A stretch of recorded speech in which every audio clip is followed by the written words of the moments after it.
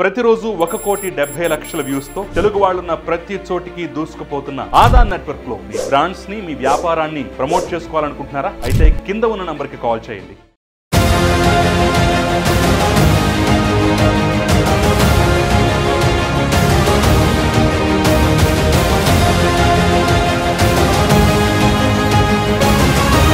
Political junction వర్తమాన రాజకీయాలపై సమగ్ర విశ్లేషణ అందిస్తుంది.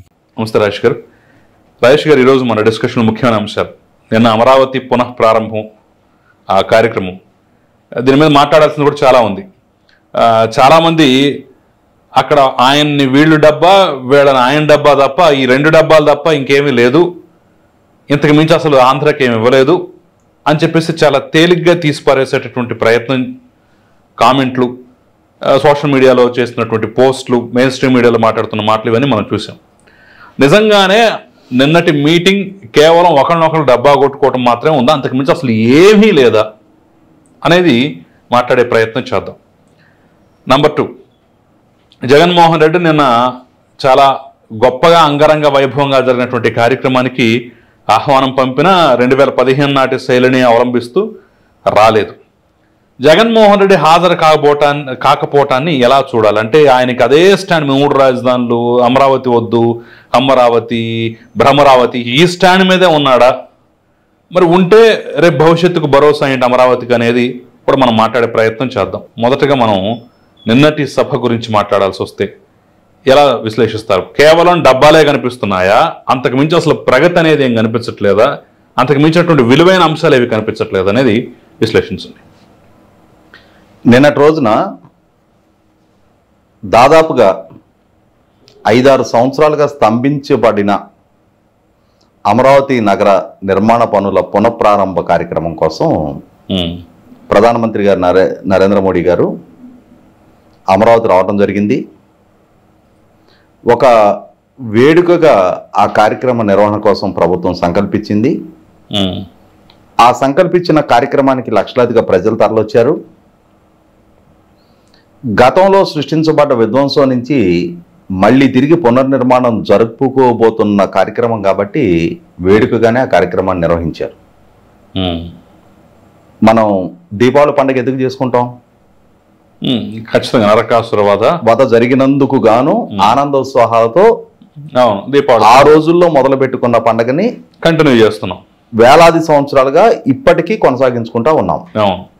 అలాగే 5 సంవత్సరాల జగన్మోహన్ రెడ్డి పరిపాలన ఈ రాష్ట్రంలో సృష్టించిన విధ్వంస నేపథ్యంలో, విభజన జరిగిన రాష్ట్రంలో రాజధాని నిర్మాణ పనులను కూడా స్తంభింపజేయటం కన్నా కూడా ఒక రకమైన క్రౌర్యాన్ని అతను ప్రదర్శించాడు.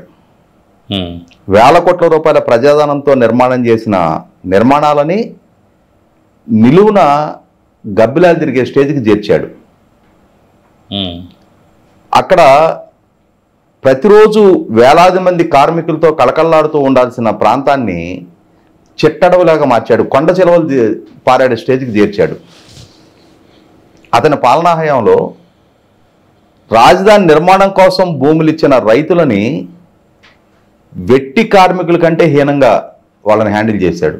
మామూలుగా మనకి వెట్టి కార్మికులు అంటే కొన్ని క్వారీల్లో, క్రషర్స్ దగ్గర, ఇటువంటి దగ్గర వాళ్ళని ఏదో చాలా తక్కువ జీతానికి వేరే ఎక్కడి నుంచో తీసుకొచ్చి వాళ్ళని అక్కడ బంధించి వాళ్ళకి ఎటువంటి కార్మిక హక్కులు చట్టాలు వర్తింపజేయకుండా, అంటే నామమాత్రపు కూలీకి పనిచేయించుకుంటూ వాళ్ళని ఆ ప్రాంతం నుంచి కదలనీయకుండా కట్టడి చేస్తూ ఉండే వ్యవస్థలు కొన్ని చూస్తుంటాం మనం. అలాగే వీళ్ళని కూడా ప్రభుత్వం వాళ్ళతో ఒప్పందం చేసుకుంది.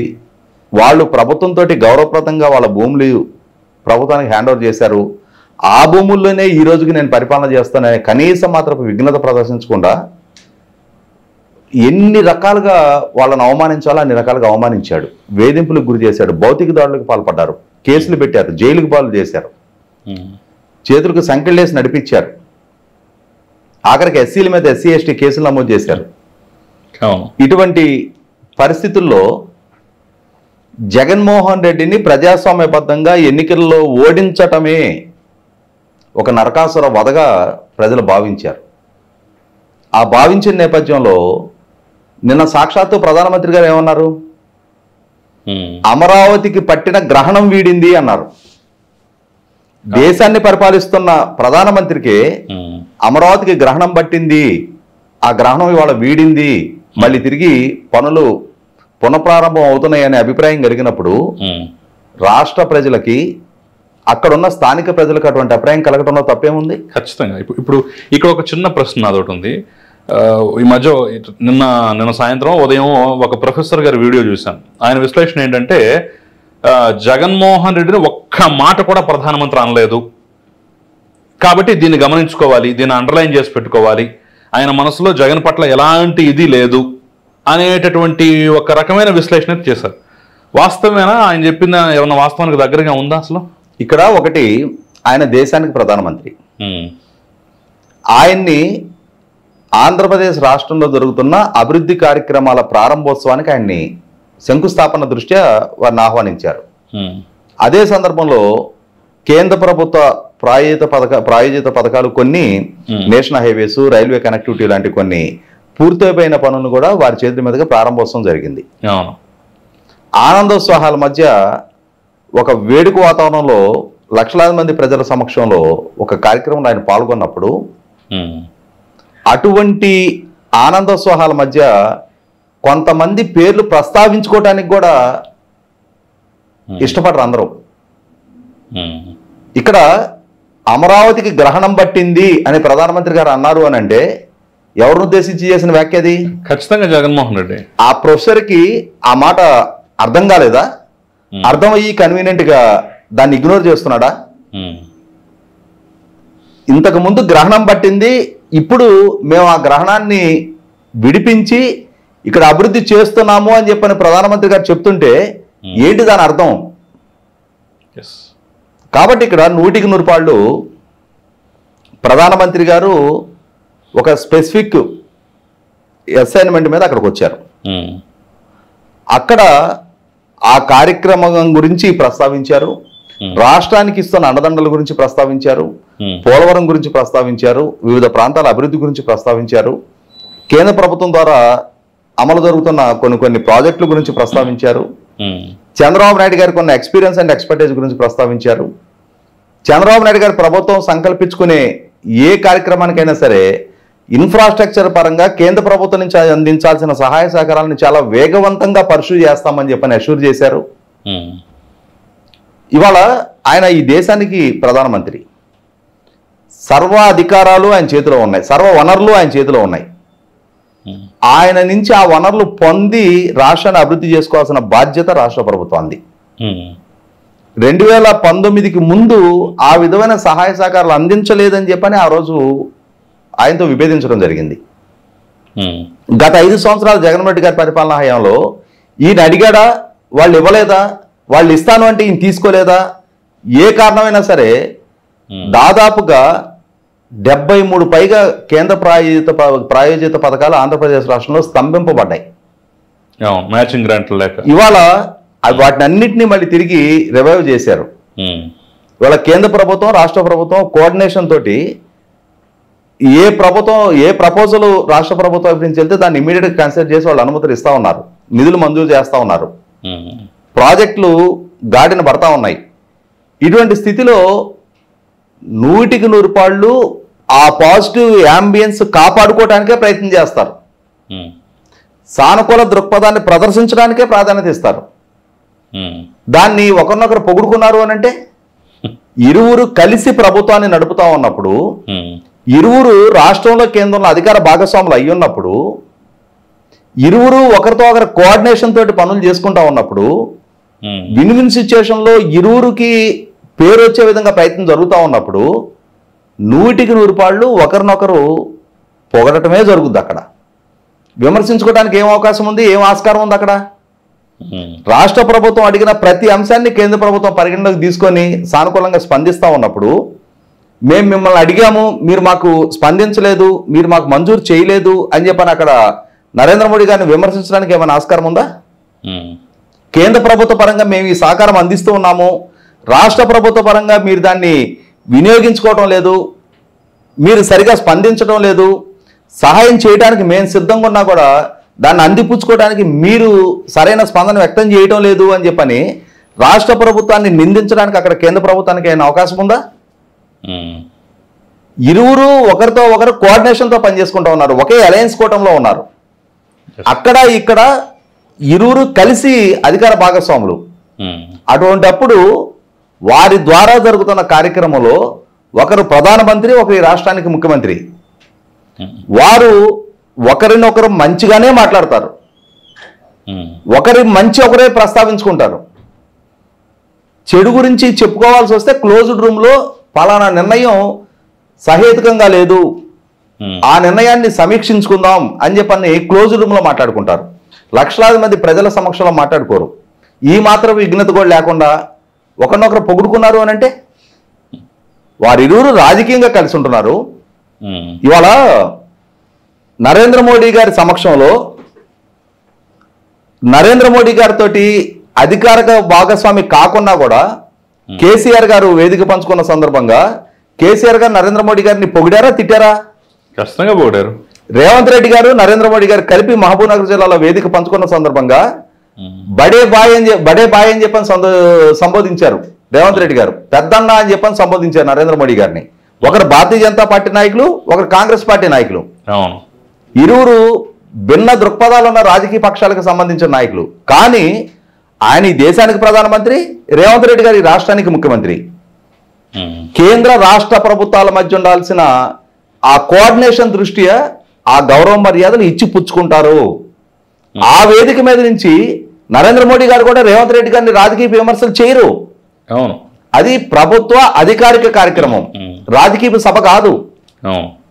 అదే సందర్భంలో రాష్ట్రానికి ఏమి ఇవ్వలేదు అని అంటే ఇవాళ 5 సంవత్సరాల జగన్మోహన్ రెడ్డి పరిపాలనా హయాంలో భూమి కేటాయింపులు చేసుండి కార్యాలయాల నిర్మాణం గురించి అతిగతి లేని 45 కేంద్ర ప్రభుత్వ కార్యాలయాలు ఇవాళ అక్కడ గ్రౌండింగ్ కాబోతా ఉన్నాయి.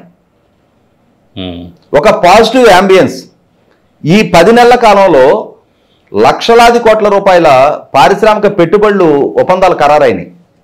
నేషనల్ హైవేసు, హౌసింగు, అలాగే కేంద్ర ప్రభుత్వ ప్రాయోజిత పథకాలు అన్నిటిలో కేంద్ర ప్రభుత్వం వైపు నుంచి పూర్తి సహాయ సహకారాలు అందుతూ ఉన్నాయి. అంటే దీని మీద విమర్శ చేసేవాళ్ళు ఎలా ఉందంటే, లాస్ట్ టైం 2015లో వచ్చినప్పుడు కనీసం మట్టి చంపుడు నీళ్ళని తెచ్చాడు, ఈసారి అది కూడా లేదు అంటూ కామెంట్స్. అంటే ఇప్పుడు ఇన్ని వేల కోట్ల రూపాయలకు సంబంధించినటువంటి రాజధాని పనుల్లో పునఃప్రారంభానికి శంకుస్థాపనలో అసలు కేంద్రం పాత్ర అసలు లేదా? అంటే ఇక్కడ గమనించుకోవాల్సింది ఏంటి అంటే, ఈ విమర్శలు చేసే వాళ్ళకి పరిపాలనాపరమైన ప్రొసీడింగ్స్ పట్ల అవగాహన ఉండి చేస్తారా లేక చేస్తారనేది ఒకసారి అది వాళ్ళ విఘ్నత.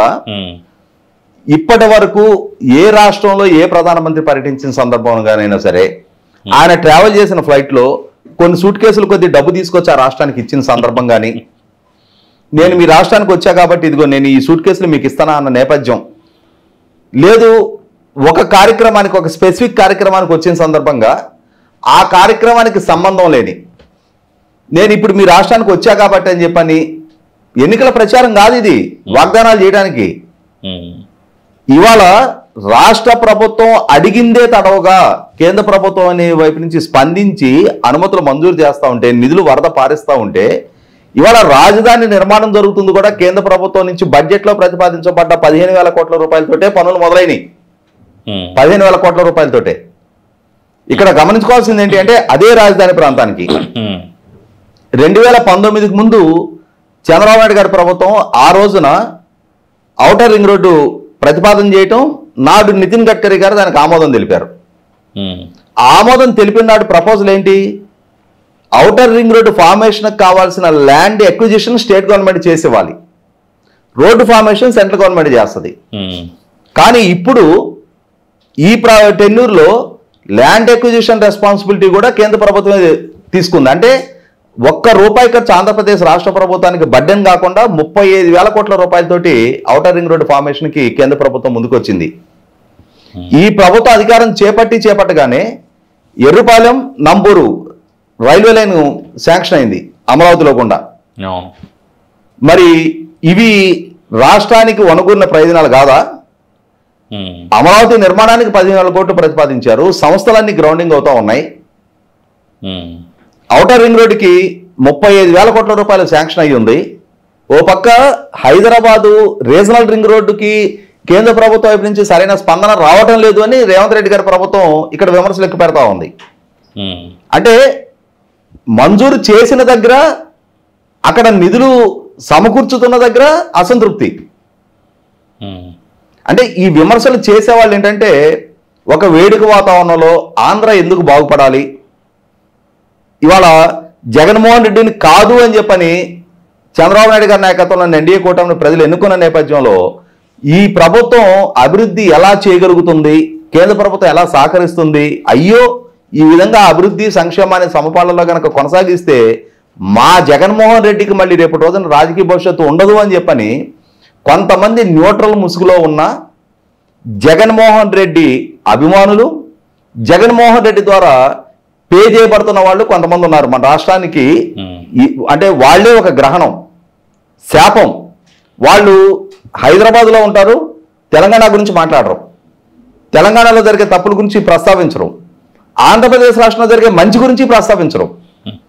అక్కడ వాళ్ళు సంతోషంగా ఒక వేడుక చేసుకుంటున్నా సరే, ఒక పేదవాడు మన భోజనానికి పిలిచాడు, తన శక్తి కొద్దీ షటర్షోపేత రుచులతోటి మనకు అన్నీ వడ్డించాడు. అతని శక్తికి మించి మనకు ఏర్పాట్లు చేశాడు.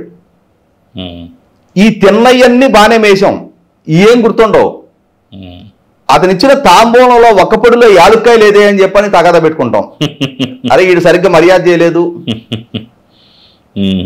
అంటే ఏంటంటే వంక పెట్టడానికి ఏదో ఒకటి వెతుకులాడాలి. నిన్న నరేంద్ర మోడీ గారు ప్రకటన చేయలేదు అని అంటే రాష్ట్ర ప్రభుత్వం ఈ అంశాలలో చేసిన అభ్యర్థనని కేంద్ర ప్రభుత్వం పరిగణలోకి తీసుకోలేదని చెప్పమనండి వీళ్ళని ఏదన్నా. లేదు, జగన్మోహన్ రెడ్డి గారు 5 సంవత్సరాల పాలనా హయాంలో ఆ రోజు కేంద్ర ప్రభుత్వం నుంచి ఇవి సాధించారు, ఇవాళ ఈ ప్రభుత్వం సాధించలేకపోయిందని చెప్పండి.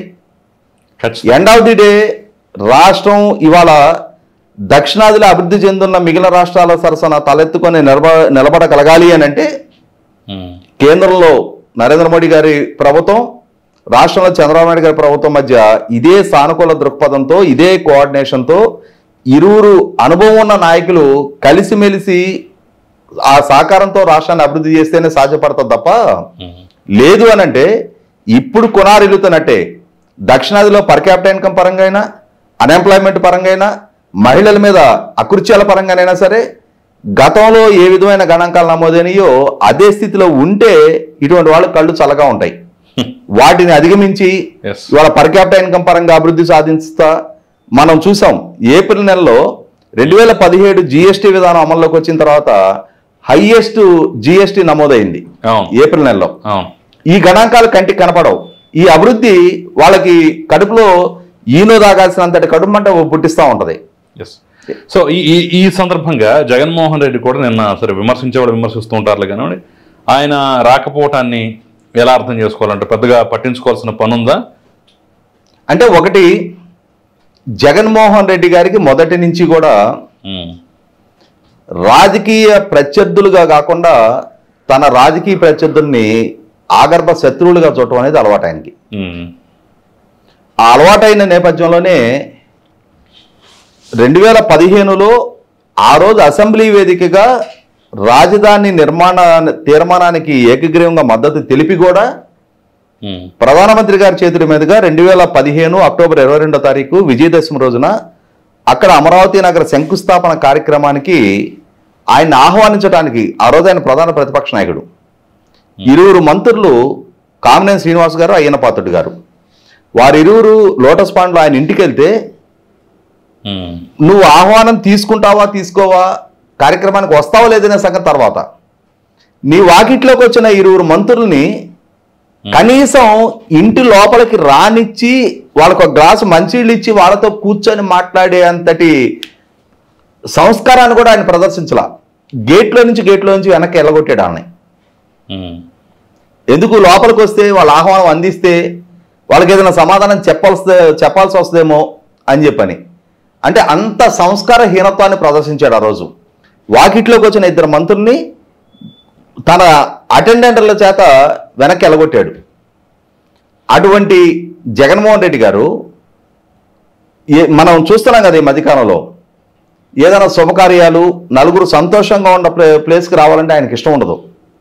ఏదైనా ట్రాజిడిక్ ఇన్సిడెంట్స్ జరగాలి, ఎవరైనా చనిపోవాలి, ఆ చనిపోయి ఆ కుటుంబం బాధతో ఉన్న దగ్గరికి ఈయన చిరునవ్వులు చిందించుకుంటూ వెళ్తాడు. వాస్తవంగా కష్టంలో ఉన్న వాళ్ళని పరామర్శించడానికి వెళ్ళేటప్పుడు కొంచెం గంభీరంగా ఉంటారు నాయకులైన వాళ్ళు ఎవరైనా కూడా, కానీ అక్కడికి చిరునవ్వులు చిందించుకుంటూ వెళ్తాడు. ఇటువంటి వేడుకలు జరిగే ప్రాంతానికి ముఖ్యంగా తాను ద్వేషించిన, తన ద్వారా వివక్షకు గురైన, అన్నిటికన్నా ముఖ్యంగా అసలు అమరావతి రైతులను చూస్తేనే ఆయనకి అరికాల నుంచి తల వెంట్రుక చివరి దాకా వణుకు వస్తుంది. ఎందుకంటే ఆయన ప్రభుత్వ హయాంలో వాళ్ళని ఎన్ని వేధింపులకు గురి చేశానో, ఎంత సంస్కారహీనత్వాన్ని ప్రదర్శించాననేది ఆయనకి గుర్తుంది. ఆయన దాడులని, దౌర్జన్యాలని, ఆయన నిర్బంధాలని దాటుకొని అమరావతి రైతులు ఎప్పుడైతే అసెంబ్లీ ముట్టడి కార్యక్రమానికి వచ్చే అసెంబ్లీ గేటును తాకారో ఆ రోజే ఆయనకి ఒక వెన్నులో వణుకు మొదలైంది. వీళ్ళు తిరగబడగలిగితే, తిరగబడదలుచుకుంటే తాడేపల్లి నా ఇంటి గేట్లైనా తంతారు అనే ఒక భయం ఆయనలో ఉంది. కాబట్టి ఆయన క్యాబినెట్ సమావేశాలకి సచివాలయానికి వచ్చే సందర్భంగా కూడా మొత్తం షట్టర్లు మూయించేవాడు, వలలు పట్టుకొని పోలీసుల్ని వందలాది మందిని పరాలకు నుంచో పెట్టేవాడు, ఇంటికి ఒక పోలీసుని నిలబెట్టేవాడు, బ్యారికేడ్లుగా పెట్టేవాడు. ఇంత పహరాలు ఆయన సచివాలయానికి వచ్చేవాడు. నిన్న ఉదయం నేను ఒక ఛానల్లో డిబేట్లో కూర్చున్నప్పుడు రాజధాని ప్రాంత ఒక మహిళా రైతు నాతో పాటు ప్యానల్లో కూర్చున్నారు. ఆమె ఇదే ప్రస్తావించారు. చంద్రబాబు నాయుడు గారు Z+ కేటగిరీలో ఆయన ఎప్పటి నుంచో కొనసాగుతూ ఉన్నారు. గత 5 సంవత్సరాలు ఈ అమరావతి విధ్వంసానికి పూనుకున్న తర్వాత జగన్మోహన్ రెడ్డి net+ కేటగిరీలో పర్యటించాడు. అంటే పోలీసులు వలలు పట్టుకుంటే ఎవడ రాళ్ళు రప్పలు విసరకుండా వాళ్ళు వలలు పట్టుకొని ఉంటే నెట్ ప్రొటెక్షన్ లో తిరిగాడు, ఇన్నాళ్ళు బట్టి ఈ net+ కేటగిరీ రక్షణలో తిరిగాడు అని చెప్పని ఆ మహిళా రైతు ప్రస్తావిస్తే లైవ్ డిబేట్ లో నవ్వు ఆపుకోలేకపోయాం. నేను అదే అంశాన్ని రాత్రి నా సోషల్ మీడియా అకౌంట్ లో కూడా ఒక చిన్న ఆర్టికల్ లాగా రాశాను. నేను మీరు రఘురామకృష్ణరాజు ప్రస్తావన కూడా తీసుకొచ్చారు కదా. అవును. అయితే ఇక్కడ గమనించుకోవాల్సింది ఏంటి అంటే అంతటి అభద్రతాభావంతో ఉన్న జగన్మోహన్ రెడ్డి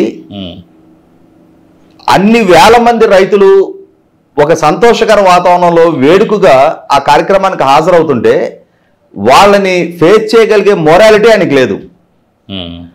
అమరావతి నగరం తిరిగి పురుడు పోసుకోవటాన్ని, అక్కడ నిర్మాణాలు జరుపుకోవటాన్ని, అమరావతి మాత్రమే ఏకైక రాజధానిగా ప్రకటింపబట్టాన్ని, అమరావతిలో రేపు అభివృద్ధి జరగటాన్ని చూసి జీర్ణించుకునేంతటి పెద్ద మనసు జగన్మోహన్ రెడ్డి గారికి లేదు. అలాగే తన ప్రత్యర్థులందరూ సంతోషంగా ఒక వేడుకలో పాల్గొనడాన్ని చూసి జీర్ణించుకునేంతటి సహృదయత ఆయనకి లేదు. కాబట్టి 100% జగన్మోహన్ రెడ్డి గారు ఆ కార్యక్రమానికి రాకపోవడం అనేది ఆయన వైపు నుంచి చూస్తే జస్టిఫైడ్. అమ్మయ్య ఇక్కడ మనం ఎందుకు, మనం ఏదో తప్పుకొని మన దాంట్లో మనం బెంగళూరు వెళ్ళిపోతే ఈ సంతోషకరమైన ఈ నినాదాలు, ఈ హడావుడి వీటిని చూడకుండా తప్పుకుంటాం కదా అని చెప్పని ఆయనకు ఆహ్వానం అందించిన ఆయన ముందు రోజే బెంగళూరు పరారైపోయాడు.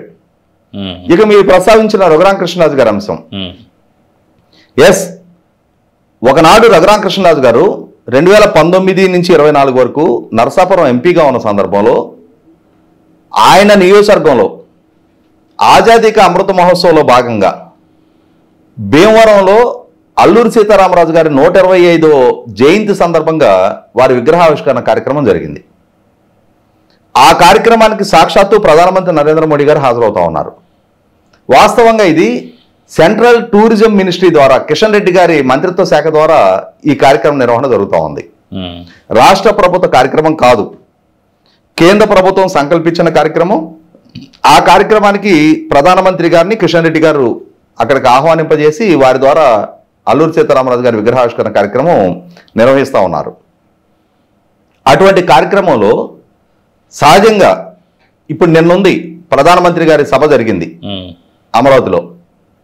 సభ వేదిక మీద ఎవరున్నారు?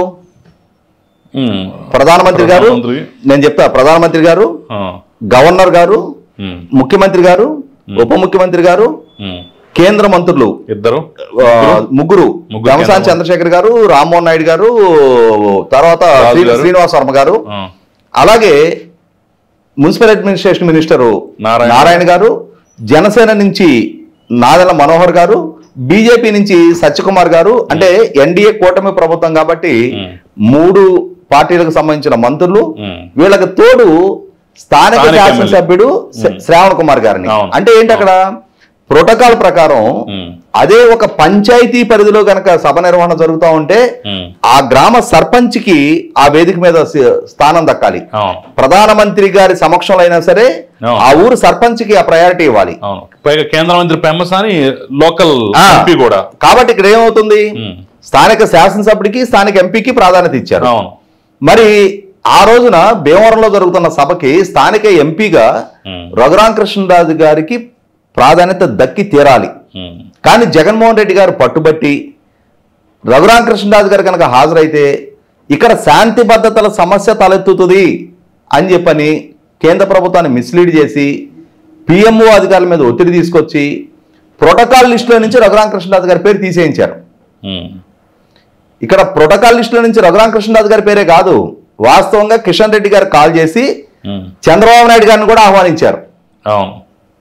చంద్రబాబు నాయుడు గారిని ఆహ్వానించినా సరే పవన్ కళ్యాణ్ గారిని కూడా ఆహ్వానించారు. కానీ జగన్మోహన్ రెడ్డి గారు చంద్రబాబు నాయుడు గారితో, పవన్ కళ్యాణ్ గారితో, రఘురామకృష్ణరాజు గారితో కలిపి వేదిక పంచుకోవడానికి నేను ఇందా చెప్పాను కదా, ఆయనకి ఆ స్థాయి సంస్కారము లేదు, ఆ స్థాయి బోల్డ్నెస్ లేదు. కాబట్టి ఆయన రాష్ట్ర ముఖ్యమంత్రిగా నేను హాజరుగాను, మీరు జరుపుకోండి అని చెప్పని ఎమోషనల్గా బ్లాక్మెయిల్ చేసే ప్రయత్నం చేశాయంట. దాంతో కిషన్ రెడ్డి గారు మళ్ళీ చంద్రబాబు నాయుడు గారికి ఫోన్ చేసి ఆయన అపాలజీస్ కన్వే చేసుకొని అప్పుడు అచ్చెన్నాయుడు గారిని ఆహ్వానించారు. అచ్చెన్నాయుడు గారిని ఆహ్వానించినా కూడా అచ్చెన్నాయుడు గారిని కూడా వేదిక వరకు రానివ్వాల. మరి రఘురామకృష్ణరాజు గారిని అయితే అసలు ప్రోటోకాల్ లిస్టులో నుంచే తీసేయించారు పేరు. పవన్ కళ్యాణ్ గారిని అభ్యంతరం పరిచారు కానీ చిరంజీవి గారిని ఆహ్వానించారు మళ్ళీ.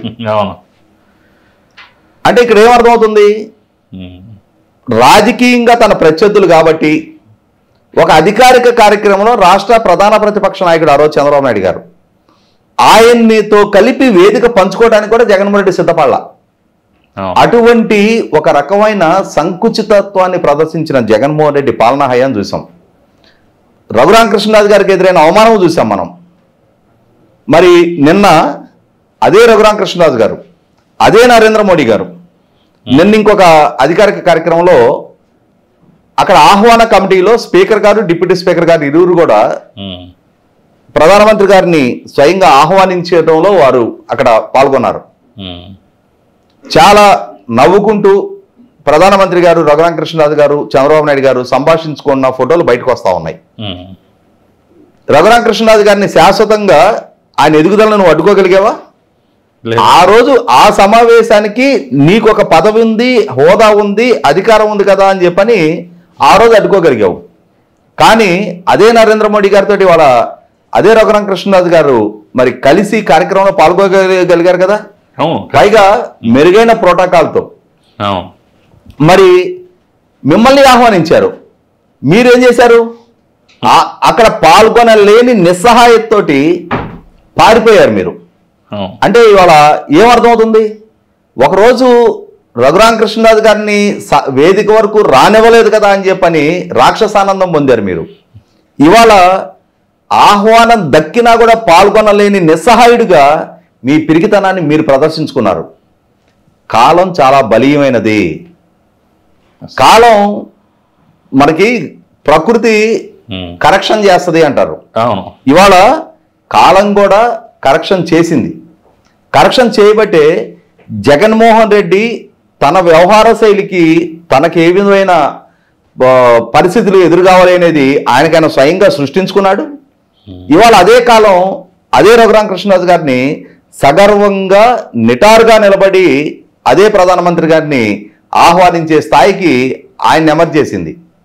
కాబట్టి ఏంటంటే ఇప్పటికైనా సరే జగన్మోహన్ రెడ్డి గారు తన వైఖరి మార్చుకుంటే, తను కొంచెమైనా సరే సంస్కారయుతంగా ఆలోచిస్తే, సంకుచితత్వాన్ని వీడితే ఆయనకే గౌరవం ఉంటుంది. లేదు అనంటే ఉండే కొంది ఇంకా ఇంకా ఇంకా నిస్సహాయుడిగా ఆయన మారాల్సిందే.